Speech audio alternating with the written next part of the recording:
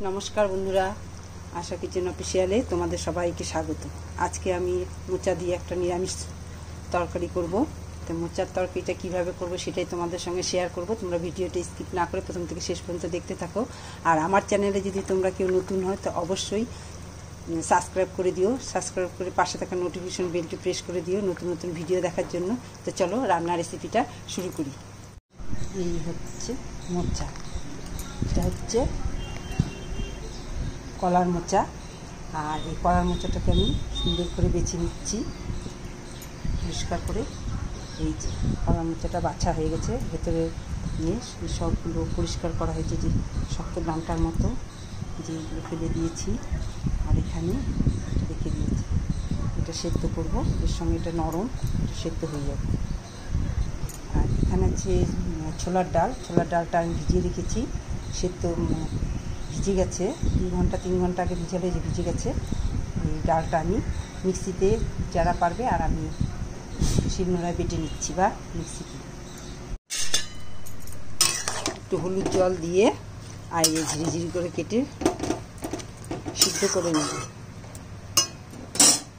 আর এখানে ছোলার ডাল ভিজিয়ে রেখেছিলাম, 4টা লঙ্কা দিয়ে ডালটা মিক্সিতে পেস্ট করে নেব। কেউ চাইলে শিলনোড়াতেও করতে পারে। একটু হলুদ দিয়ে দিয়েছি, হলুদ দিলে কালো হয় না। আর মটর ডালটা বাটা হয়ে গেছে, ছোলার ডাল, মটর ডাল না। ছোলার ডাল বাটা হয়ে গেছে। ছোলার ডাল বাটার মধ্যে তো আমি আগে লঙ্কা দিয়েছি, সামান্য একটু হলুদ গুঁড়ো দিলাম, নুন দিচ্ছি, আর দিয়ে দিচ্ছি, যেহেতু ছোলার ডাল বেসন আমাকে দিতে হবে না, সামান্য আমি কর্নফ্লাওয়ার দিয়ে দিচ্ছি বার্নিংয়ের জন্য, 1 টেবিল চামচ। এবার দিয়ে দিচ্ছি মোচা, সেদ্ধ করা মোচাটা জল ছড়িয়ে দিয়ে দিচ্ছি। কেন, এর মধ্যে যে জলটা আছে এটা দিয়ে হয়ে যাবে, নাহলে জল শুদ্ধ রাখলে আরও বেশি পাতলা হয়ে যাবে। প্রথমে মেখে নিচ্ছি, আর একটু আছে, যদি আমার দরকার হয় তবেই আমি নিব।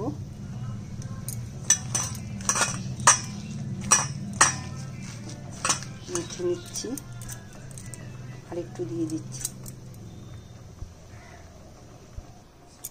মাখা হয়ে গেছে, আমি এখন এইভাবে বল করে নিচ্ছি।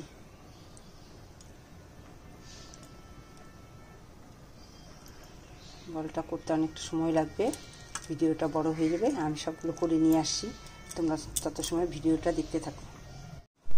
কড়াইটা আমি আগেই বসিয়ে দিয়েছি, দিয়ে দিচ্ছি রিফাইন অয়েল। আর এখানে আমি মোচার বলগুলো বানিয়ে রেখেছি, আমি একটা একটা করে দিয়ে দিচ্ছি।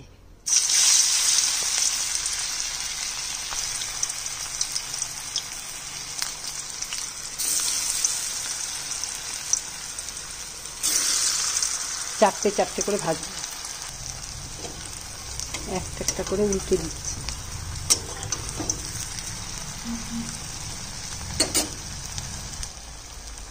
আঁচটা একটু কম করে দিয়ে সময় নিয়ে ভাজতে হবে, যাতে ভেতরে কাঁচা না থাকে, ভেতরে সেদ্ধ হয়ে যায়।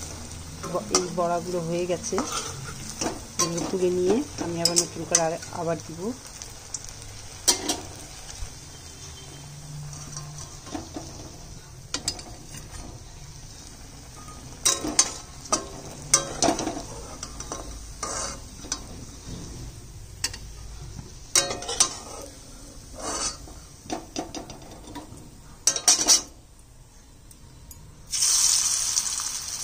আবার 4টা দিয়ে দিচ্ছি।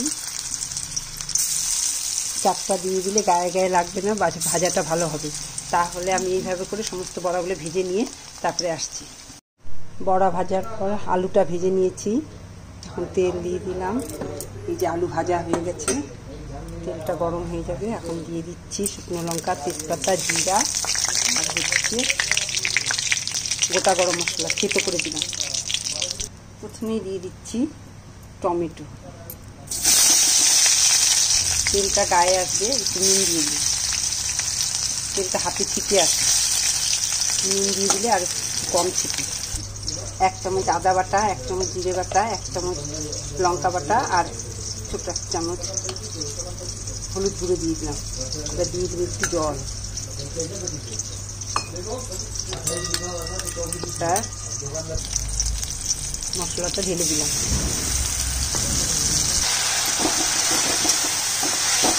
মশলাটা একটু হালকা ভাজা হলো, এর মধ্যে দিয়ে দিচ্ছি আলু ভাজাটা। মানে আমি আলুটাকে একটু সেদ্ধ করে ভেজে নিয়েছিলাম। দিয়ে দিচ্ছি নুন। আমি আগে একটু নুন দিয়েছিলাম তেলে, সেটা মাথায় রেখে আমাকে নুনটা দিতে হবে। কষানো হয়ে গেছে, এবার একটু জল দিয়ে কষাবো।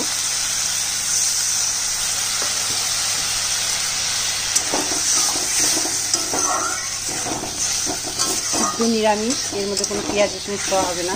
এই শ্রাবণ মাসে অনেকে নিরামিষ খায়, তাই এই রান্নাটা করলাম। এটা কিন্তু নিরামিষ দিন করলে খেতে খুব ভালো হয়। মাঝে মধ্যে নিরামিষ দিন এইভাবে করে খাওয়া যেতে পারে। মশলা কষানো হয়ে গেছে, দিয়ে দিলাম জল।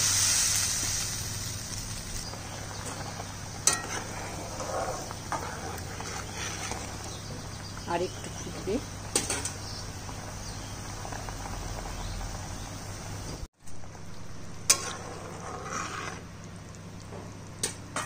হয়ে গেছে, এবার বড়াগুলো দিয়ে দিচ্ছি। বড়াটা দিয়ে বেশিক্ষণ রান্না করা যাবে না, কেন কি তাহলে গলে যেতে পারে। বড়াটা দিয়ে সঙ্গে সঙ্গে নামিয়ে নিতে হবে।